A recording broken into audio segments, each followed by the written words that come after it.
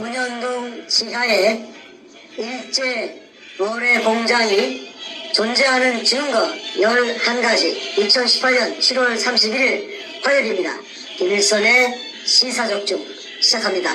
오늘 정충 선생님 모시고 오늘 제목대로 그 지하에 과연 어뢰 공장이 있느냐 없느냐에 대해서 매우 객관적인 그런 증거를 제시하는 정 선생님의 증언을 듣도록 하겠습니다. 정 선생님 안녕하세요. 예, 안녕하십니까. 건강 어떻습니까? 예, 좋습니다. 오늘 아주 양복과 넥타이가 잘 어울리십니다. 매일 단골 신사입니다. 그래서 아주 뭐 이태리 신사같이 멋지십니다. 이 옷이 이태리 옷입니다. 좋습니다. 자, 오늘 제가 이제 그 제목대로 사람들이 이렇게 얘기합니다. 과연 그 부산 문현동 1219-1번지 그 지하에 어뢰 공장이 있느냐 없느냐. 그래서 우리 정 선생님의 증언이 사실이냐 아니면 백준원의 그 증언이 사실이냐 의견이 분분한데, 최근에 이제 그 백준이라는 사람이 이제 기자회견을 하면서 그 기자회견에 안타깝게도 우리 선구자 방송이 저희가 알기로 굉장히 우파 태극기 미디어로 알고 있었는데 백준홍을 옹호하고 우리 정충주 선생님을 비난하는 그런 그 글을 올린 거 저희가 이제 누군가가 캡처를 떠가지고 사진을 찍어서 저에게 보내왔습니다. 제가 봤는데 우리 선구자 방송 측에서 이렇게 입장을 취하더라고요. 우리 정 선생님이 사실에 없는, 즉 부산 문현동 1219-1번 지하에는 아무것도 없는데 일제 어뢰 공장이 없는데 속된 말로 거짓말을 하고 있다, 사실무근의 말을 하고 있다, 이렇게 지금 얘기를 하거든요. 백준원이 정도가 얘기하는 건 본인이 범죄자이다 한다고 치더라도 선구자 방송이 이렇게 얘기할 때는 저도 참 당혹스럽습니다. 왜냐하면 그걸 우리가 알기로는 태극기 미디어, 우파 미디어인데 이분이 어찌된 영문인지 부산 문현동 지하에 아무것도 없다고 주장을 하는데, 그분이 우리 정생만큼 이 문현동 사건에 대해서 전문성을 갖고 있다 보지는 않거든요. 그렇다면 전문성도 없는 선구자 방송이 이렇게 섣불리 얘기하는 건 위험하다고 보는데, 오늘 이 부산 문현동에 대해서 가장 많은 정보를 알고 계시고 실체를 알고 계신 전문가이신 우리 정 선생님께서 왜 부산 문현동 지하에 그 일제시대 때 지은 어뢰 공장이 있는지 아주 객관적인, 주관적 주장이 아니라 객관적 증거를 나열해 주시겠습니다. 자, 이제부터는 정 선생님께서 한번 직접 설명을 해주시고 제가 사이사이 궁금한 게 있으면 질문을 드리는 방식을 취하도록 하겠습니다. 예. 말씀하시죠. 예, 잘 알겠습니다. 네. 이게 이제 어뢰 공장이 없다고 할 것 같으면 없는 것을 제가 있다고 지금까지 뭐 몇 번인지는 모르겠는데 약 30여 차례 그 방송에, TV 방송에 아니 태평 방송에 했다면은 그 김일성 교수도 늑 빠진 사람이고 또 미국까지 태평양까지 건너와서 또 정혁 씨도 그 정신없는 사람이 됩니다. 그런데 어느 미친놈이 그 어뢰 공장도 없으면서 있다고 우겨가지고 거짓말을 했다고 칩시다. 해가지고 제가 오늘 이득이 뭐가 있습니까? 제가 없는 걸 있다고 해가지고 제가 그 반대 급부로서 제가 취할 수 있는 무슨 이득이 있어야 될 건데, 목적이 있어야 될 건데, 목적이 있어야 그 거짓말을 할 것인데, 그 목적이 어떤 이익을 추구한다면은 그 이익을 얻을 것이 뭐가 있겠습니까? 자사 가지고 적금을 만들고 백종미 같이 무슨 그 도굴단의 두목을 사이코 패스라고 했고 악마라고 했고 또 도굴단의 두목이라고 했고 또 수십 명의 도굴단이 있고 또 긍정회가 있고 성경수기가 있고 노무현이가 있고 그 다음에 문재인이가 있고 그 다음에 또 이한이 저 아버지 저 뭐니까 그 이름 뭡니까 이 상업이가 있고 국회의장 문희재가 있고 문희상이가 있고 문희재가 있고 중국에 도망간 왕추탄이 그 공장 수산기계 유학조사 체인 그 수십 명을 상대로 해서 제가 이거 거짓말을 해가지고 적군을 만들어가지고 제가 그 이걸 취득할 게 무엇이 있겠습니까? 저는 16년 동안 일구 월신 오지 않아 자나 깨나 밥을 먹을 때나 어디 걸어갈 때나 오로지 생각하는 것은 문현동의 진실, 이것을 어떻게 하면 이 세상에 온 만천하에 공개해가지고 사람들이 다 알아가지고 이거 거기에서 그런 일이 과연 있었구나, 이거 정말 이거 참 굉장한 일이네 하는 이걸 알리기 위해서 어떻게 하면 될까, 그것만 생각하던 사람입니다. 그런데 태평 TV에 젊은 김 교수를 만나가지고 김 교수만이 오로지 진실을 이해하더라고요. 저를 한 6달, 7달 동안 테스팅을 해가지고 검증을 해가지고 제 말이 앞뒤 전후 좌우가 질서정연하고 신뢰할 수 있다고 판단했기 때문에 이분이 바보가 아니기 때문에 미국까지 온 것인데, 미국까지 와서도 의뢰공장이 맞다 틀리다 하고 또 도굴단들은 아니다, 정충재가 거짓말하고 있다 이렇게 하니 부득이 오늘은 그 속에 해결할 수 있는 방법을 제가 제시하지 않을 수가 없습니다. 시청자 여러분께서도 잘 판단해 주시고, 쟤들은 그 돈이 많아요. 그 도굴된 금을 전부 처분해 가지고 삐까번쩍 해가지고 돈의 위력으로서 무엇이든지 할 수가 있었거든요. 그동안에 대한민국의 돈이면 다 통했거든요. 그러니까 아마 달콤한 사탕을 당근을 좀 주고 매수를 하니까 이 사냥개들이 전부 꼬리를 흔들면서 물 갖고 달겨드는 그런 형국인데, 장관 그거는 별로 제가 해있지 않습니다. 왜냐하면은 저는 모든 진실을 다 알고 있고, 또 그게 관한 증거를 다 제가 확보하고 있기 때문에 엊그제 땅을 산 여자 김봉랑, 그 다음에 땅을 사게 해가지고 도굴을 했지요. 거기는 의뢰공장이 아니라고 정충재를 막 공격하고 잡아 열어놓고 나서 자기네들은 거기서 땅을 사가지고 그리고 또 하나 말이 난 김에 생각이 나네요. 김성태하고 그 다음에 아까 탁종수하고 그 다음에 최상훈이하고 백준엄이하고 있었습니다. 그 사람들은 그 외에도 수십 명 있습니다. 24명인가 25명 도굴단들이, 적시된 도굴단들이 있는데, 이 사람들이 서로가 피를 나눈 형제도 아니고 또 확인이라든지 지연이라든지 혈연이라든지 전혀 무관한 사람들인데 단 하나 공통된 점이 있어요. 지금 10몇 년, 16년 동안 똘똘 뭉치가지고 일사불란하게 두목 백준엄의 그 지시에 따라서 움직이는 것은 그 매개체가 접착을 할 수 있는 매개체가 문현동의 금입니다. 왜 그러냐면 이 들통나면은 그 애들은 다 죽습니다. 죽는 거나 마찬가지입니다. 특정 범죄 가중처벌법에다가 범죄단체를 만들었으니까 이 징역 전에 제가 말씀드렸죠. 1년 받을 것 같으면 3년 받습니다. 인생 종치입니다. 그러니까 쟤들은 극구 자기네들이 가진 그 달콤한 기득권이 다 날아가 버릴 테니까 지금 결사적으로 이제 발언을 하고 있다고 그렇게 이해를 하셔야 될 것입니다. 또 제가 조목조목 하나하나 여러분에게 제가 설득을 해드리겠습니다. 첫째, 시간 관계상 일일이 이걸 갖다가 그 자료를 갖다가 쫙 제시하려면 끝도 갈도 없이 날밤을 새도 또 못합니다. 그래서 제가 대략 한 12가지 12가지 정도만 말씀드리고 나머지는 미루어 짐작을 해 주시기를 바랍니다. 오늘 저녁에는 길게 안 하고 조금 간단 명료하게 할까 합니다. 첫째, 2002년 3월 2일 날 문현동 1219-1번지에 꿈에서도 소원하던 구멍을 하나 뚫게 되었습니다. 수직구.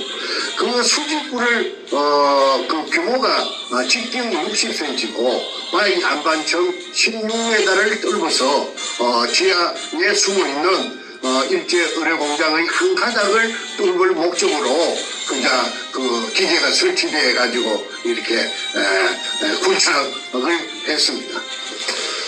그날 하루에 완성을 했는데 오후 한 5시쯤에 밑에 지하에 숨어있던 수평굴이 지상으로부터서 연결되자 분수대 현상이 일어났다고 말씀드렸습니다. 물이 치솟아 올랐는데 그거는 그 자리에 있던 사람 아무도 그걸 예측을 못했어요. 그런 현상이 있을 것이라는 걸. 그리고 그 자리에 제가 없었다고 그걸 공격을 하는데 제가 있고 없고가 무슨 상관입니까? 저는 그 자리에 없고 그 뒤에 산 뒤에 저 대각선 쪽에 산 뒤에서 쌍안경을 가지고 그 광경을 일일이 보면서 저희 충직했던 조수 삼천포 놈 그 소다동 놈 같은 50년생 김성태에게 전화로서 하나하나 처음부터 끝까지 지시를 했습니다. 그러면 아무 권한이 없기 때문에 제가 시키는 대로 제 지시에 따라서 움직이는 로봇과 같은 놈이었습니다. 그런데 그놈이 제가 그 장소에 현장에 없었다고 내 대신에 그 새끼가 그 장소에서 진두지휘를 했던 것이지요. 그런데 내가 없는 것이 그게 무슨 약점이 됩니까? 그 뒤에 내가 산 위에서 쌍안경을 갖고 다 내려다보고 다 있었습니다. 그래서 물이 분출되는 광경을 봤는데 물이 그제 제가 설명드린 대로 지하 16m부터 지상까지 16m, 그 다음에 지상으로 17m 높이로, 그러니까 합계 33m 높이로 약 3시간 반을 뿜었다는 거. 그 사진도 제가 찍은 것이 아니고 소도동 그놈이 그 사진을 찍는 게 그놈 취미가 사진 찍는 거예요. 그놈이 사진을 찍었기 때문에 그 백주님 가방에서 그 분출되는 그 사진이 나왔고, 그래서 제가 그 사진을 갖다 일수해서 책에도 전부 다 사진을 올렸죠. 그래서 이 분수대 현상이 박충희 굴이냐, 자기네들은 그 도굴단들은 박충희 굴이라고 시종일관 우기고 있지 않습니까? 그 박충희 굴이 아니라는 것을 나타내는 것이 그 분수대 현상의 그 사진입니다. 박충희 굴은 지하 18m예요.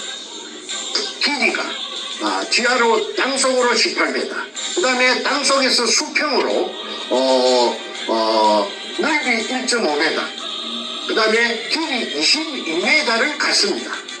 그래서 그런 작은 굴에서는 설령 지상으로부터 연결 통로가 뚫린다고 해도 수압이 없기 때문에 물이 한 방울도 올라오지 않는다고 수자원공사 진주 난강댐 사무소의 신경섭이라는 대리가 점거 공식을 가지고 설명을 했기 때문에 수압이 없으면 물이 분출될 수가 없습니다. 그러면은 3시간 반 동안 그 분출됐다는 사실은 뭘 의미하느냐 하면은 근처에 연결된 제가 뚫은 지하 16m의 수평굴가 연결된 곳에 엄청난 저수 공간이 있고, 그 저수 공간에 물이 꽉 들어차 제일제가 있다가 1945년 일본 군들이 철수하고 난 뒤로 물을 보내지 않으니까 물이 꽉 들어차 제해갖고 있다가 그게 구멍이 뚫리니까 그 수압을 견디지 못하고 뿜어서 올라가지고 나중에 저녁 한 12시쯤 돼가지고 지하 4m에서 수면이 고정되었습니다. 그러면 지하 4m에 수면이 고정되었다는 것은 연결되었다는 곳에 있는 큰 저수 공간, 즉 의뢰공장을 말합니다. 본 의뢰공장, 1공장, 그 속에 물도 똑같이 지하 4m하고 아마 같을 것이라고 봅니다. 왜? 물은 수평의 원리가 있기 때문에.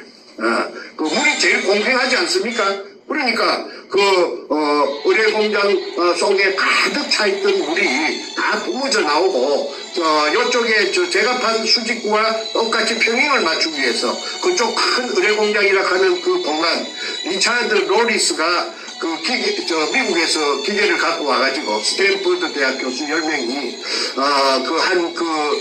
결과가 일부 흘러나왔죠. 그때 최소한 밑바닥에서 천장까지가 17m, 그 다음에 벽과 벽 사이가 40m라고 했기 때문에 책에도 그렇게 써져가 있습니다. 그래서 그 의뢰 공장이 있다는 증거가 바로 분수대 현상이다. 물이 뿜었다는 그 사실이 증명한다. 그래서 그거는 대단한 증거라고 제가 주장합니다. 저는 주장을 제 주관적으로 하는 것이 아니고 객관적으로 누구든지 인정할 수 있는 증거가 돼야지 저 혼자만이 주장하는 증거, 그거는 증거로서 효력이 없는 것입니다. 제가 그것 정도는 구분할 수 있는 능력이 있기 때문에 일본의 분수대 현상이라는 그걸 택했습니다. 그 다음에 두 번째, 시간 관계상 더 당연하지 않겠습니다. 하약 발파로 판 굴이다. 이 굴은 제가 뚫어서 찾은 굴은 그래서 그 하약으로 판 굴이라는 증거는 여러 전문가들이 인하대학교 교수 윤지선 씨라든지 그 다음에 광산협회 회장을 했던 진수웅 씨, 강업기술사, 마포구 도화동의 한자 엔지니어링, 지금은 연세가 많아서 살아 계시는가 모르겠습니다. 그분이 아주 애국자셨습니다. 돈도 받지 않고 내가 한국 사람인데 내가 손자들 유골이 있다 하는데 내가 돈 받으려고 하겠나 해서 부산까지 무료 출장을 가서 정의를 했습니다. 일제 의뢰공장의 한 가닥이라고 했습니다. 그 다음에 또 의뢰공장이라 하는 증거가 뭐냐면 물검사를 하면은 물검사를 제가 정릉에 있는 히스트에 제가 여러 차례 박수웅이라 하는 그분의 심부름으로 내가 정릉에 가면 공짜로 물을 그 당시에 검사해주는 팀이 있었습니다. 왜 그러냐면 의뢰공장에 진실을 찾는다고 하니까 그 사람들이 박사들이 우리 공동의 나라의 일인데 우리가 돈 받겠느냐 해서 저는 이제 물통에 물 들고 가서 심부름을 했습니다. 그게 보면은 18가지 중금속이 나옵니다. 제일 많이 나오는 게 수원이 나옵니다. 수원 HG, 화학 기호로 써서 HG가 수원인데 수원이 아주 무겁답니다. 비중이 높아가지고. 그래서 의뢰라 하는 이 폭탄은 물 속에 날아가는 폭탄이기 때문에 물의 저항을 뚫고 가야 됩니다. 그래야 정확하게 목표 지점까지 가야 된다면은 무게가 있어야 됩니다. 무게가 없으면은 물의 저항 때문에 좀 오차가 생기면은 목표물에 명중할 수가 없죠. 그래서 의뢰의 맨 앞에는 무엇을 찾느냐 하면은 수원 주머니를 찾답니다. 의뢰의 머리 부분에. 그래서 의뢰의 머리 부분에 수원을 차기 때문에 육상에서 공중을 뚫고 날아가는 폭탄에는 수온이 들어가지 않는다고 해요. 바다에서는 의뢰에만 수온이 들어간다고 합니다. 그러면은 수온이라는 게 냉독성인데 기체도 되고 액체도 되는데 이 수온이 중독돼 가지고 박수웅 씨의 인부 세 사람이 그래갖고 죽을 뻔 몰사 죽음을 할 뻔했다는 말을 제가 앞전에 방송에서 한번 말한 기억이 있습니다. 그래서 수온이 물속에 많은 분량인데 지금 제가 기억하건데 0.05 ppm이라고 내가 기억이 됩니다. 0.051인가 그렇게 기억이 되는데 그거는 어려운 거 없습니다. 물을 채취해가지고 물을 지하 공간 속에서 채취했다는 그 사실만 확인이 인정이 되면은 물을 갖다가 물 검사하는 기간에 공인된 기간에 가서 물 검사를 해보면은 18가지 의뢰 만드는 재료, 니켈, 크롬, 망강, 그 다음에 여러 가지 의뢰 만드는데 18가지 중금속이 들어간답니다. 그거는 장보고함이라는 그 해군의 저 잠수함 정장 을 통해서 제가 다 알아냈다고 책에 황금백합 책에 작전 책에 제가 기술해 놓은 것이 있기 때문에 생략하겠습니다. 그래서 질문이 있습니다. 네. 대한민국 지하에 있는 지하수 중에 네. 수은 검출되는 게 이게 흔하지 않은 일인가요? 제가 대답해도 됩니까? 말씀하십시오. 네. 예. 수원이라는 것은 그야말로 맹독성이랍니다. 가스를 마셔도 그냥 한 3모금 마시면 적사해 버리고 수원이 포함된 물을 마시면은 어떻게 되느냐면 이따이 병이라고 그 일본 동경만에 그 일본에서 그 이따이란 말을 아이야 아이고 아이야 하는 그 소리가 아마 일본말로 이따이 모아인데 그런 식으로서 아주 그냥 인체에 치명적으로 해로운 것이 수원인데 이 수원이 검출되는 예는 제가 알고 있기로는 한국에서 대한민국의 지하수에서 검출된 예는 없었다. 그거는 확실합니다. 그거는 물 검사하는 전문가들한테 알아봐도 제 말이 틀림없다는 것을 알 수 있어요. 그게 만약에 한국의 국토 지하에서 수원이 나온다면은 사람들 다 죽지요. 그런데 부산 문현동 지하에 나오는 물은 수원이 이제 비로소 제가 공개하는데 엄청난 양이 굉장히 진한 양이 포함되어 있다고 봅니다. 그 다음에 그러니까 구분하는 거는 간단합니다. 공인된 사람들이 전부 다 모여가지고 진상 규명위원회도 좋고 조사위원회도 좋고 전문가들이 해가지고 그 밑에서 물 채취하면 됩니다. 물 채취해가지고 딴 데서 수돗물 받아온 그 물 말고 그쪽에서 지하에서 나왔다고 인정되는 물 받아가지고 한 통 받아가지고 5리터 6리터 받아가지고 부산 쪽에 말고 공인된 기관이 그거는 공개하면 안 됩니다. 그거는 미리 말하면 안 됩니다. 짜고 할 수가 있으니까. 그러니까 봉을 해가지고 물을 뚜껑을 봉을 해가지고 그 당시에 적석에서 어제 짝짝꿍 될 틈이 없이 공인된 기관에 보내면은 수원이 있다 없다는 당장의 리트마스 시험지 같은 것을 하면은 당장에 알 수 있다고 합니다. 그런데 나머지 자세한 의뢰 만드는 재료 18가지 수원을 포함해서 그거는 한 며칠 걸려야 되겠죠? 그러면은 공인된 기관에서 장이 직인을 찍어가지고 나온 그걸 큰일먹는 겁니다. 그러면 판가름 놔버립니다. 의뢰 공장이다 아니다 놔버립니다. 시비할 거 없습니다. 그런데 도굴단들이 물 채취를 몇 번 하려고 시도했는데 틈을 주지 않았어요. 접근할 수가 없었어요. 그래서 지금까지 못한 것이 굉장히 아쉬웠는데 이번 기회에 이 시청자 여러분께 급소를 제가 지금 말씀드렸습니다. HG 물건 사는데 무슨 돈이 많이 드는 것도 아니고 무슨 시간이 많이 걸리는 것도 아니고 노력이 많이 드는 것도 아니고 할 수 있는 의지만 있다면은 의뢰공장이 아니라고 나타낸다면은 자기네들도 해방돼야 될 거 아닙니까? 덤터기 있었다고 억울하다고 하니까 물을 공인된 물을 갖다가 5리터 6리터만 채취할 수 있도록 해주면 돼요. 그러면은 하루 이틀 새에 당장 답이 나옵니다. 자, 그 다음에 박수홍이 탕구라고 제가 2002년 3월 2일날 지하 16매에서 찾아낸 구라고는 판이하게 다릅니다. 첫째는 방향이 틀립니다.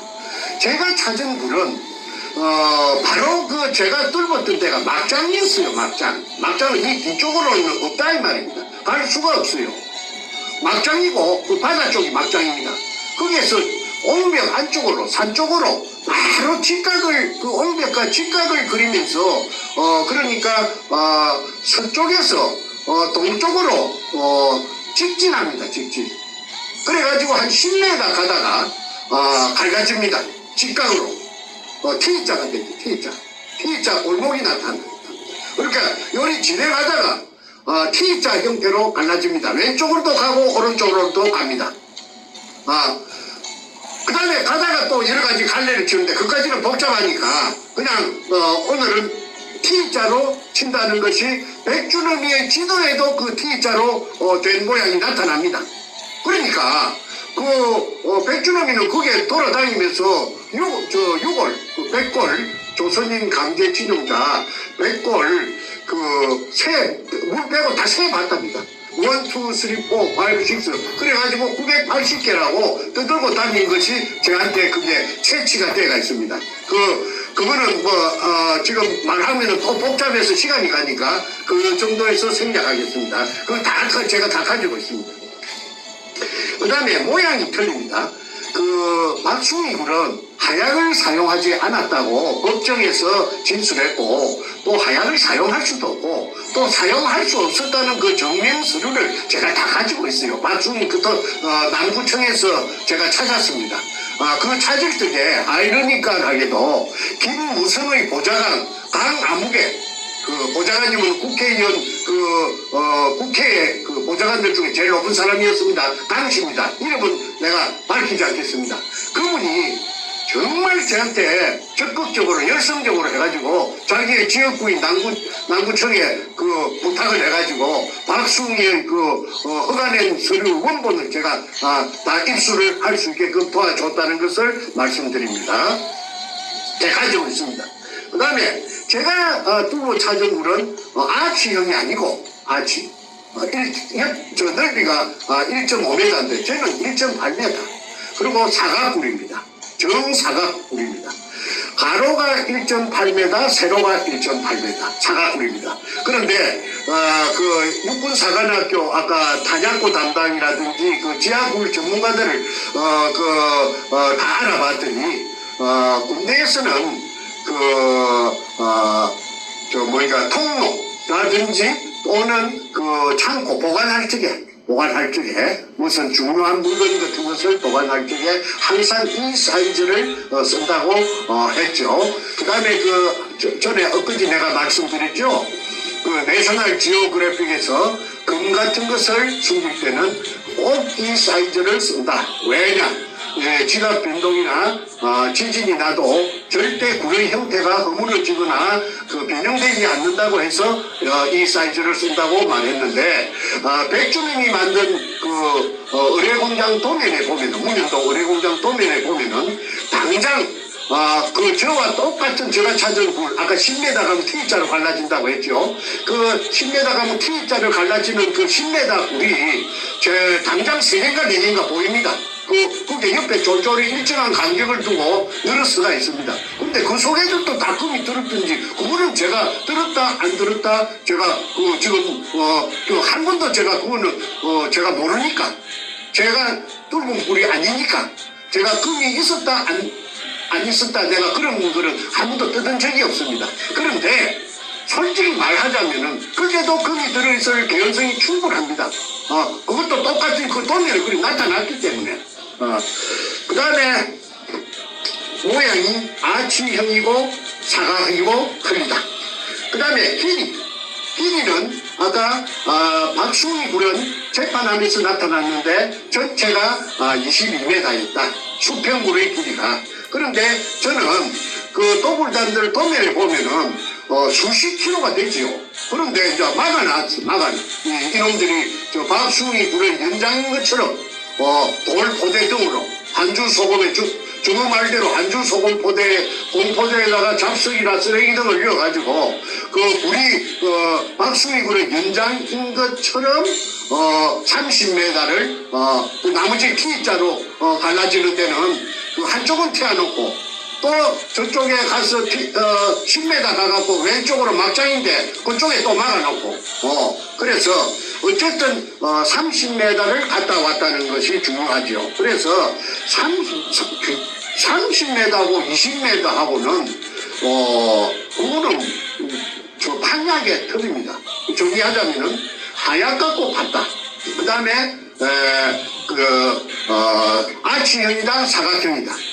그 다음에 방향이 틀리다. 하나는 서쪽에서 동쪽으로 가고, 박숭이는, 북쪽에서 남쪽으로 와서 끝났다. 그러니까, 완전히 이거는 다른데, 또, 2m 깊이 2m 차이가 납니다. 그거는 재판하면서 재판 기록에 다 나타나가 있습니다. 그런데 이 도굴단들이 무시한 도굴단들이 우성 무진동 하약을 사용해갖고 거기에다가 박숭이 굴로 갖다가 찾아냈다고 내가 엊그제 말씀드렸죠.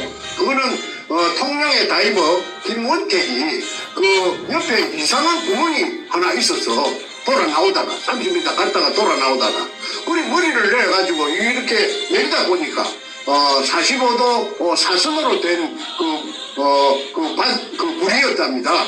그래서 좀 더 자세히 살펴보려고 일이 거꾸로 머리가 앞쪽이죠. 거꾸로 일이 내리가 이렇게 쭉 미끄럼 타듯이 미끄러져 가지고 내리간 것이 가지고 거기 굴이 하나 있더랍니다.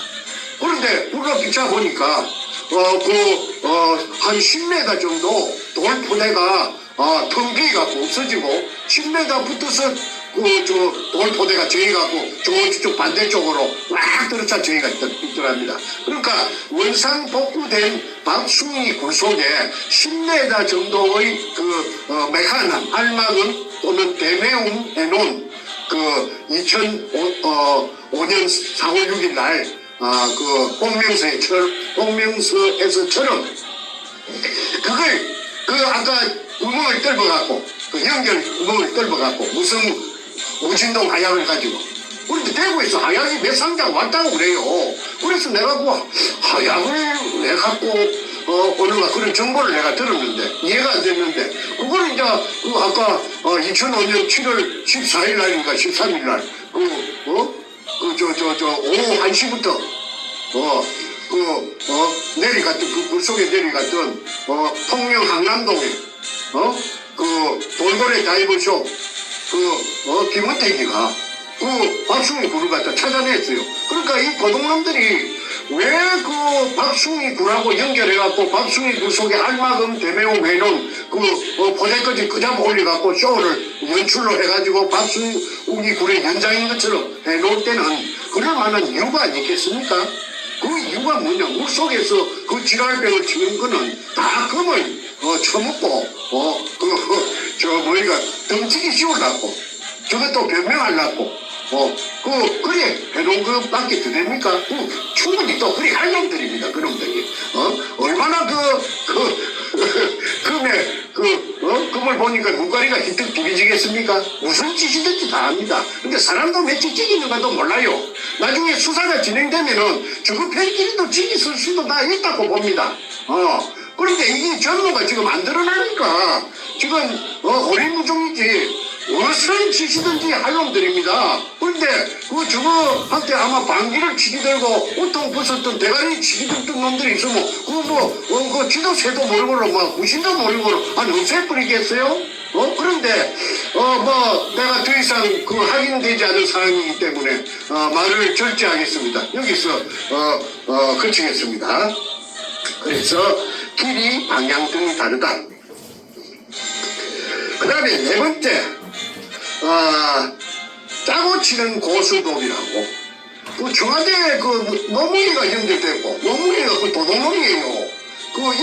김해 임업시험장에 묘목장에 들어가서 단감나무를 갖다가 백주를 훔쳐갖고 저거 세이 녹음평이하고 그래갖고 저거 집에 뒷산에다가 가수원을 김해 진영이면 단감 아닙니까? 단감 가수원을 조성한 놈이 노무이 그 새끼예요.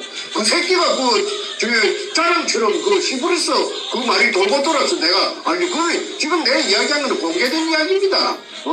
다 여러분 인터넷에 찾아보세요. 나는 헛소리하고 카드라는 안 합니다. 내가 왜 카드라는 내가 안 하느냐 하면은 나는 글로 써갖고 묻고 살던 작가입니다. 논픽션 작가입니다. 작가가 카드라 하면은 작가는 글 쓰는 생명을 잊어버려요. 책임 못 지는 말은 안 해요.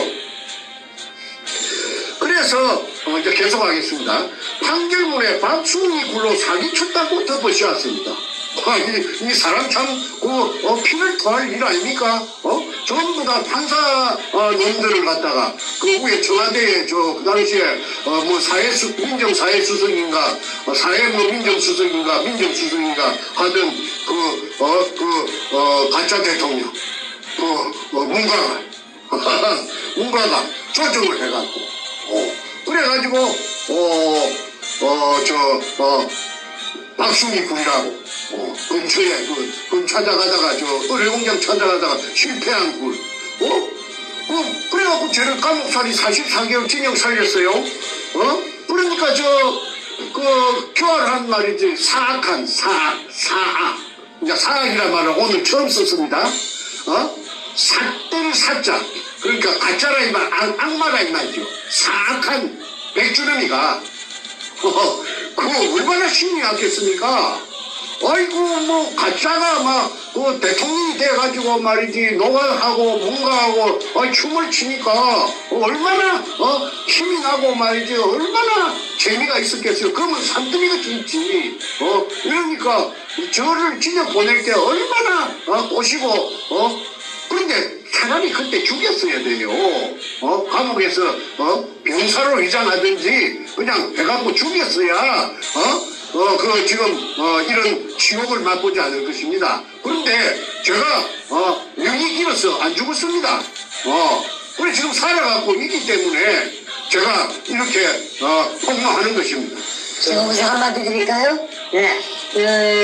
우리 정 선생님의 그 방송을 보시는 수많은 우리 국민들이 네. 정 선생님께서 살아온 인생을 보면은 분명히 이미 죽임을 당해도 몇 번을 죽임 당할 뿐인데 지금도 살아있으면 첫 번째는 이 대한민국의 위기 상황에 문재인이를 끌어내는 결정적 증인으로서 활동하기 위해서 살아남으신 이고 두 번째 정 선생님 본인도 정말 지혜롭게 본인을 잘 보호하셨고 또 마지막으로 우리 또 하나님 믿는 신앙인들은 하나님께서 정 선생님 보호하셔서 대한민국 구하는 귀한 일에 쓰임받으시는 분이라고 이렇게 코멘트를 하십니다. 예, 그리 됐으면 좋겠습니다. 근데 저는 제가 그렇게 자만이 높은 사람도 아니었고, 제가 쟤는 낮은 언덕인가 높은 산인가, 강인가, 바다인가도 모르고, 제가 이렇게 살아온 것이 그냥 현재에 이르는 겁니다. 감사합니다. 이제 또 다시 시작하겠습니다. 네, 다음 부분 말씀해 주시죠. 예. 그래서 제 이 억울함이 뒤늦게 부산대학교 철학과 교수를 33년 하다가 노무현이 가족에게 정확하게 말해서 그 아들에게 또는 노무현이 누나의 사이 정재호라는 법무법인 부산 그럼 아주 교활하고 대려군 놈입니다. 내가 그놈한테 한번 당한 적이 있는데 그거가 복마전이에요. 그런데 그 이야기는 주제에서 좀 벗어나기 때문에 다음 기회에 내가 하기로 하고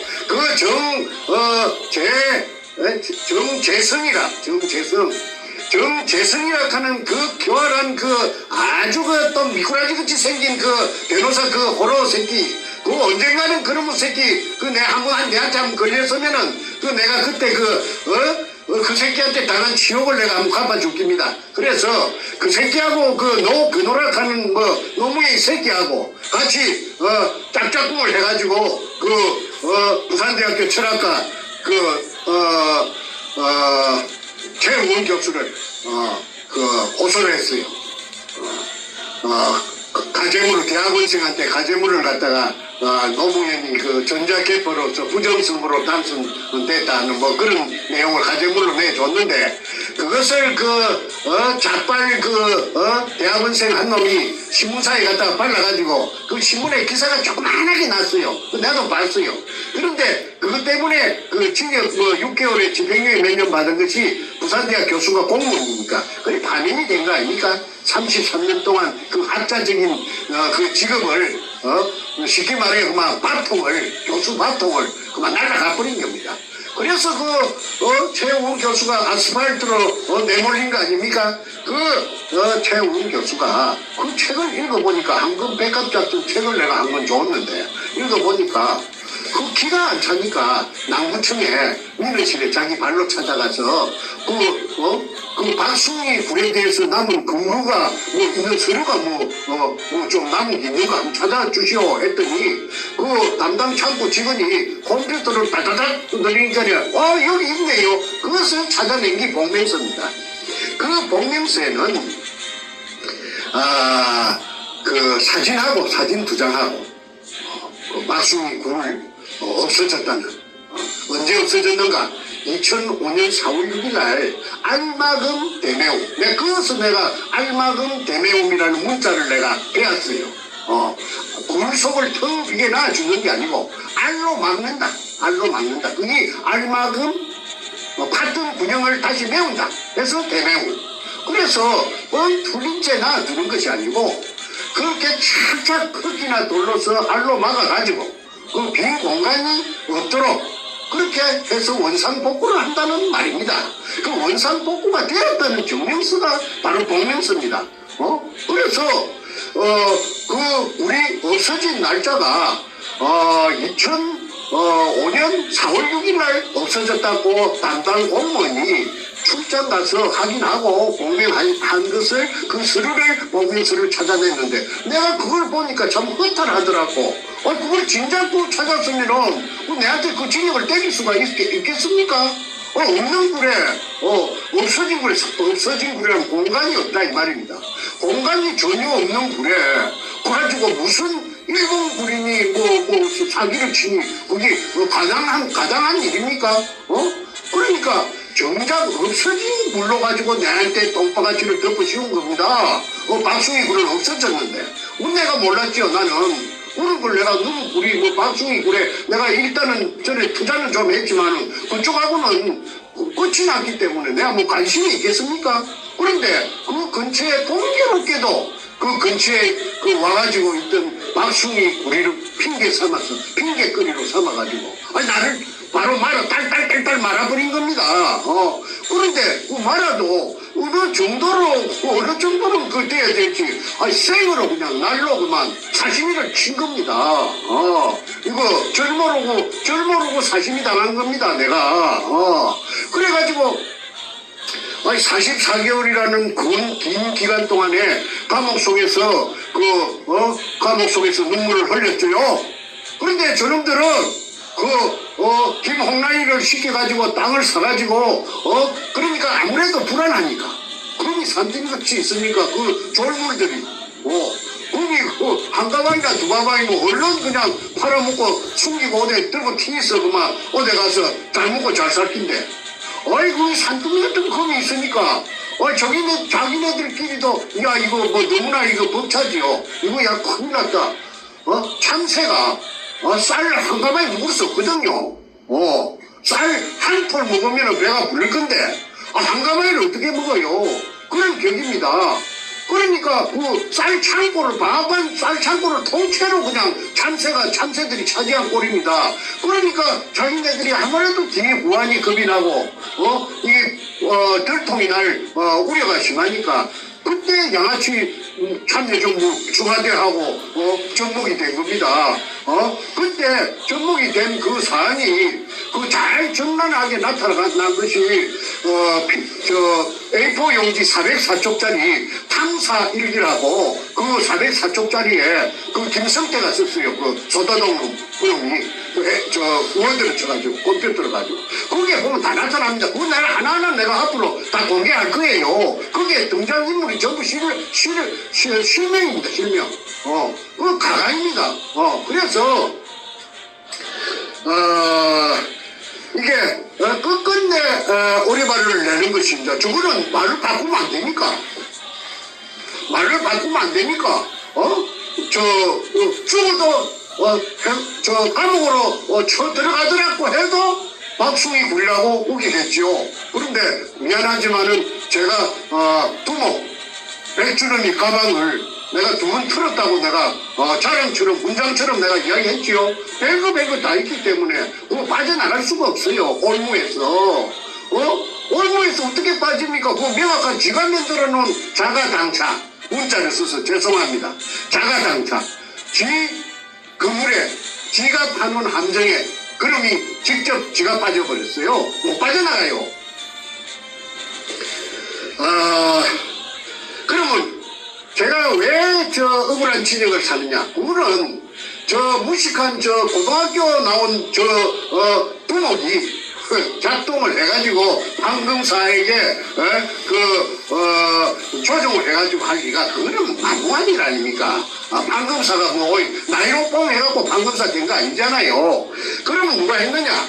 그때 청와대가 참여정부의 청와대가 작동했다. 그 중에 그 한 부분이 김영종이라는 그 신촌랭이 그 당시에 그 검사와의 대화의 밤에 김영종이가 노무현에게 그 질문이 있습니다. 해가지고 그 왜 당선자께서는 뭐 당선자가 후보자인가 대통령 후보자가 대통령 그 아직 임명식을 안 했으니까 취임식을 안 했으니까 왜 저 부산 동구지청에 전화를 걸었습니까?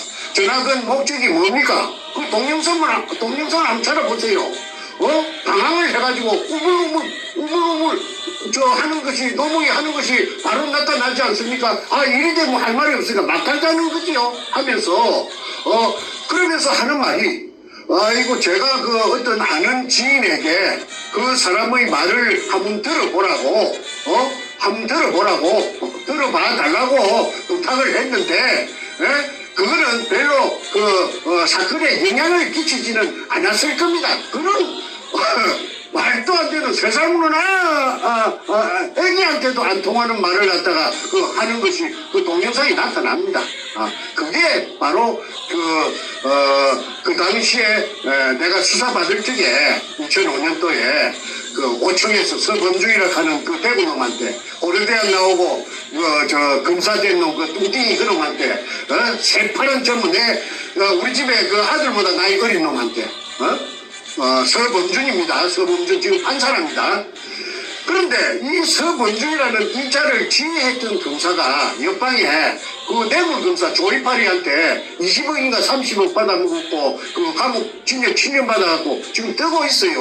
그 뇌물검사라 하면 인터넷 치면 다 나옵니다. 김광준이가 이 사건을 바로 진두지휘를 해가지고 부산 문현동에 대해서 지금까지 그 모치를 한 그 대단한 그 일을 한 놈입니다. 김광준, 서범준. 어찌된 판인지 전부 준자가 나한테 바로 해코지를 해가지고 나를 이 지경으로 만들었어요. 배준흠, 준자. 준자하고 종자하고. 그리고 군대는 제일 많은 게 해병대라. 내가 무슨 해병대 억하심정이 있겠어요? 내 셋째 동생도 해병대 나왔고, 내 사인놈도 해병대 나왔고, 한자 해병대가 내하고 무슨 억하심정이 있는데, 그런데 전부 해병대라. 어찌된 파인지. 그 다음에 고등학교는 전부 다 경남고등학교라. 그 다음에 제일 많은 게, 그 다음에 대학은 뭐냐면 서울대학이라. 이 어이가 없어요.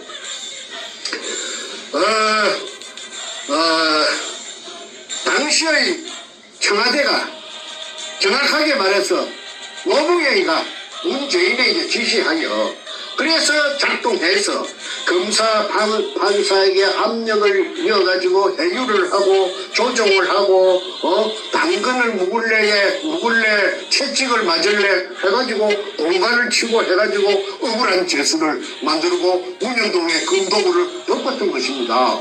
근데 제가 아무리 제 개인의 힘이 없는데 제가 그 동서남북에 외칠 수 없어요. 이거는 왜 그러냐면 이거는 그 사람들의 그 통상적인 범주에 속하지 않기 때문에 이걸 이야기하면 도라이락합니다. 정신병자라고 합니다. 진짜로. 그리고 또 그 사람이 제가 말을 하려고 하는 그 사람의 정치를 제가 모르잖아요. 그 사람이 노무현이 패거린지 문재인이 패거린지 문재인하고 선이 닿았는지 내가 모르기 때문에 이 말을 언급할 수도 없습니다. 그러니까 전전긍긍이죠. 그래서 억울한 재수를 만들었고 이 백주름이 일당들은 희낙낙 아이고 이 천지가 전부 저거 끄지 지 끄지 아이고 이런 일이 어디 있나 아이 살다 본게네 쇠가까지 10년 세월에 찾아놓으니까 말이지. 그래서 내가 항상 노인과 바다 그 레밍웨이가 쓴 그 소설이 내가 항상 내 머릿속에 그려져 되더라고. 왜 그러냐면 그 바다에 나가가 저 낚시를 큐바 하바나가 모임의 본부지요. 그래서 작은 배를 타고 바다에 낚시를 나갔는데 그냥 큰 배보다 더 큰 새치락하는 고기를 낚았잖아요. 산뚝 끝에 천신만고 끝에. 그래 낚아가지고 들어오는데 이 상어들이 상어들이 나타나갖고 이 상어들이 그 고기 살을 다 뜯어 먹어버렸어요. 그래갖고 이제 아바나 항구에 돌아왔을 때는 그 빽다구만. 근데 그 빽다구가 얼마나 크든지 간에 사람들이 보고 놀래지요. 그런데 그 생선은 그 상어들이 뜯어 먹으면은 그 똥이 됩니다. 생선 똥이 되고 생선이 밥이 되지만 이 검은 삶아 먹는 것도 아니고 고구마처럼 쪄가지고 먹는 것도 아니고 생선처럼 튀겨 먹는 것도 아닙니다. 어딘가에 있습니다. 그 문현동 검은. 그거를 조사해보면은요, 저 도굴단 백주름이 잡아다가 거꾸로 달아매 놓고, 한국의 수사기술은 아주 발달했대요. 추적 들어가면요, 못 빠져요. 빠질 수가 없어요. 증거가 명백한데. 그 다음에, 또 한 가지 있습니다. 이 사건은 특수사건이라고 내가 생전 처음 들었어요. 내가 들은 사람은 내가 공개하지 않겠습니다. 그 사람은 현역이기 때문에. 정 선생님, 걱정도 하지 마세요. 이거는 특수사건이기 때문에 시효가 없습니다. 시효가 소멸이 되지 않는다고 해요. 왜 특수사건이냐 했더니, 이게 국가를 들었다가 놨다가 몇 개도 들었다가 놨다가 국가도 사버릴 수가 있는데, 이게 특수사건이 아닙니까? 그래서 특수사건이 있다는 걸 제가 처음 들었기 때문에, 제 얼굴에 하색도 이리 좋고, 제가 흔들리지 않아요. 왜? 아직까지 제가 잔물이 덜 빠졌구나. 내가 아직까지 앞전에 내가 알게 모르게 지은 죄가 있다면은 그 죄를 실처야. 내가 그러니까 연단이 되겠구나. 단련이 되겠구나. 그래서 내가 참고 견딜 수가 있었지. 어이구 내 금이 저놈들이 다 빨아먹었다면 내가 병이 나가고 심장이 터져 죽었겠죠. 자, 그래서 결론은 원상복구되어서 알만큼 되뇌운데 없어진 걸로 가지고 사기쳤다는 것은 굉장한 아이러니입니다. 이거는 대한민국 사법부가 얼마나 썩었는지 또 검찰이 얼마나 썩었는지 얼마나 개판인지 이게 나타나는 바로 바로메에다가 문현동의 금도굴 사건입니다. 만약에 문현동의 금도굴 사건이 제가 주장하는 대로 클로즈업 되면은, 저 햇빛 속에 클로즈업 되면 나타나면은, 대한민국에 있는 검찰 개혁, 그야말로 물갈이 청소, 그 다음에 사법부, 전부 다 물갈이 하는데 큰 기폭제가 될 것입니다. 썩었어요. 그런데 이대로 가다가는 자꾸 억울한 사람만 나와요. 김일성이 장학생들 다 잘라내야 되죠.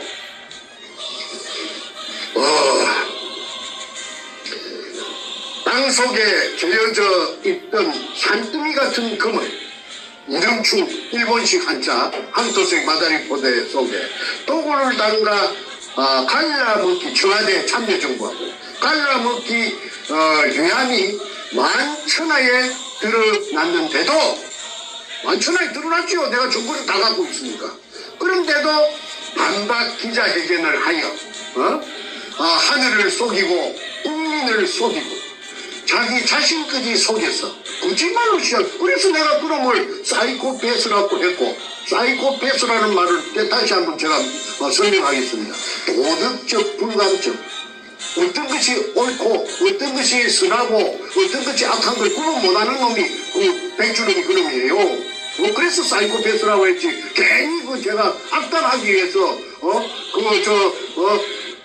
국민들한테 모함하기 위해서 한 말이 아닙니다. 그러면, 선과 악을 구분 못하고, 지가 하면은 선한 것이고, 남의 상대가 하는 것은 전부 악이고, 자기의 적군은. 그래서 내로남불이라고 제가 말씀드렸죠. 어느 역사에, 인류 역사에, 어느 나라의 군주가, 어느 나라의 절대 최고 권력자가, 아니, 일개 작품도 못하는 쓰레기 같은 문제단을 하고, 접목이 되어서 갈라먹고, 억울한 사람을 갖다가 감옥 속에 처벌을 해버리는. 필리핀에도 한 건 있었어요, 이런 건이. 필리핀에 있는 거는 그게 이제 야마시타 골드입니다. 사람들은 뭣도 모르고 한국에도 야마시타, 한국에 야마시타 골드의 사진권이 아닙니다. 나와바리가 아닙니다. 일본말 써서 미안합니다. 필리핀에 로베르토 롭사스라 하는 영감이 한 몇 년 걸려가지고 야마시타 골드를 찾아냈는데 마르코스가 지금 말기에 울컥했어요. 그래가지고 이 영감이 한 2년 반인가 옥살이를 하다가 그래 이제 어느 날 석방이라고 해서 나왔어요. 그래가지고 이제 마르코스가 도망간 망명간 하와이까지 찾아가서 재판을 했지 않습니까? 그게 한국의 언론에 난 걸 제가 봤습니다. 저한테는 그게 큰 힘이 그 당시에 됐죠.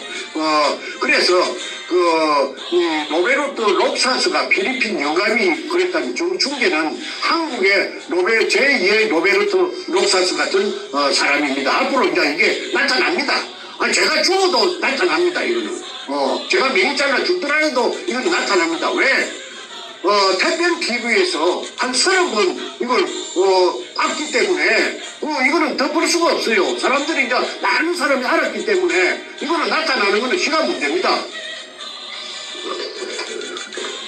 이게 참 손바닥으로 하늘을 가리는 사이코패스 백준영의 엊그제 반박 기자회견은 참으로 요절을 복통할 일이고, 그 다음에 아까 내가 특정 방송의 간판을 들먹이지 않겠습니다.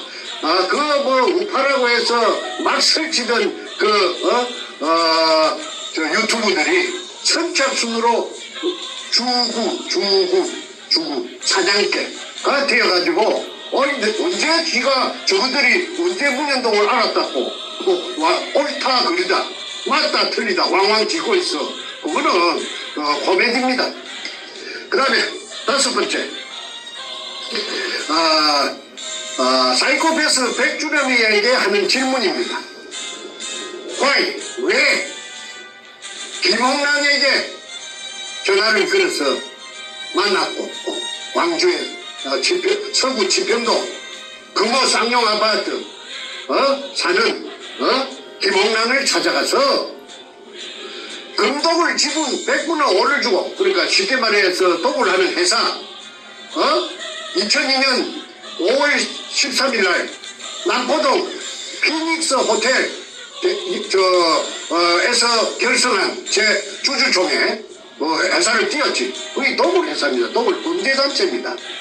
그 도굴단들이, 저를 고소한 도굴단들이 이게 밝혀지면 전부 범죄단이 됩니다.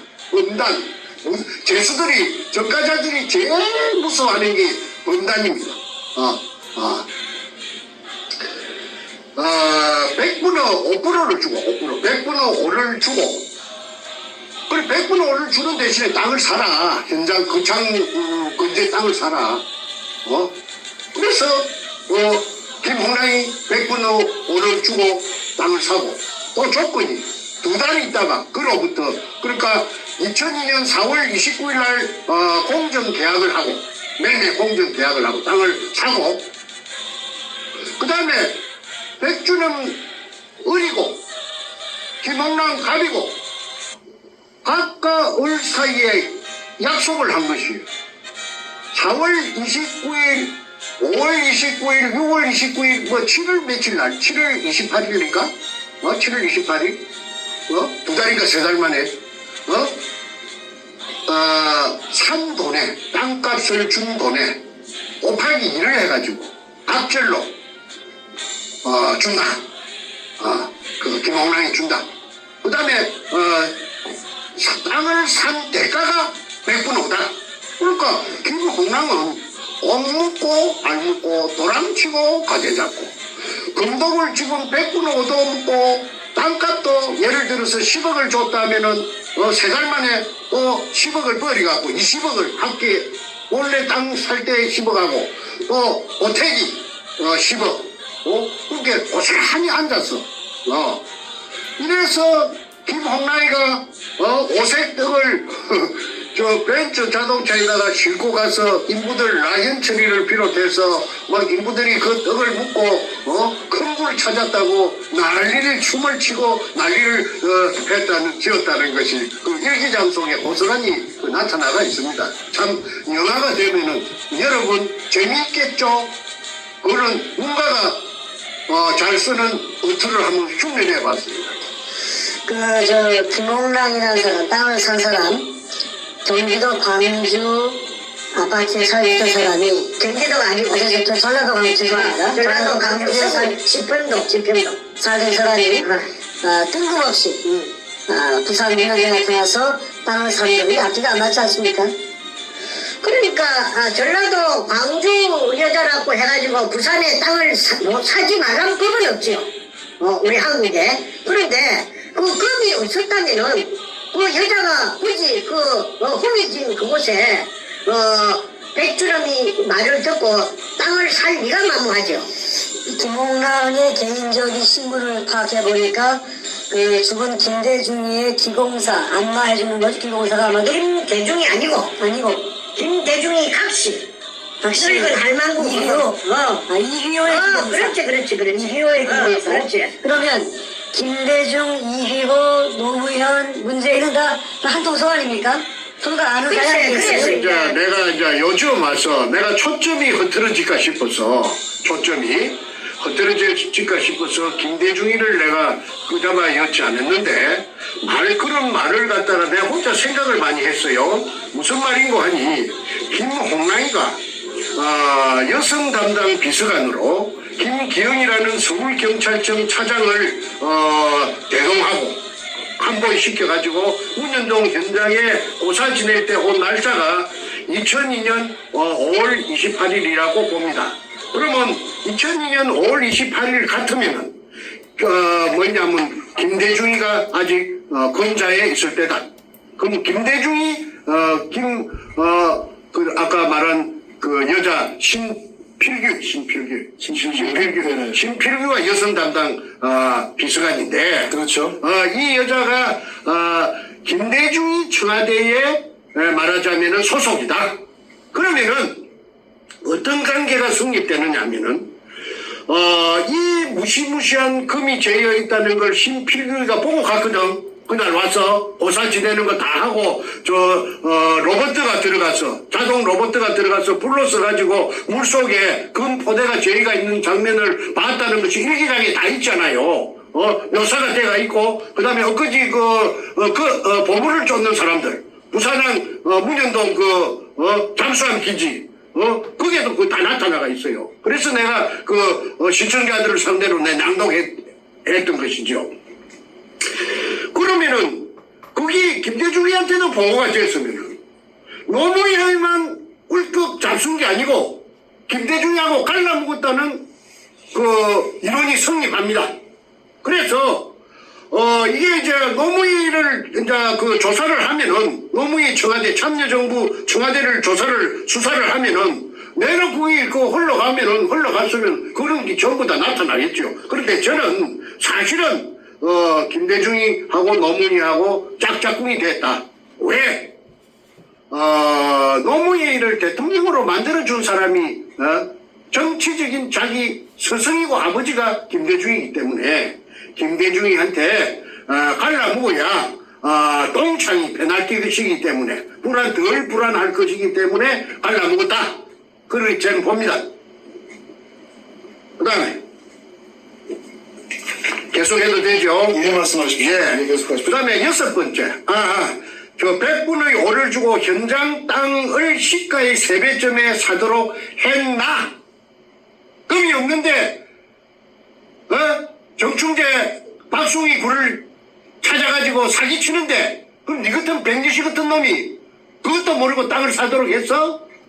그리고 그 금을 끄잡아 올리는 그 뭐이가 그 수직 상하 운반용 성강기를 갖다가 그 8일 만에 왜 현장에 그 널브러져가 있었어? 사진 찍게 했어. 그 다음에 왜 그 수직구 안에다가 그 직경 15cm짜리 길이 1.5m 양수용 쇠 파이프를 3개나 장애물로 박아놨어. 그 다음에 너가 입으로 말했지? 30kg 되는 쇠덩어리를 갖다가 저 물속에 장애물로 설치해놨지.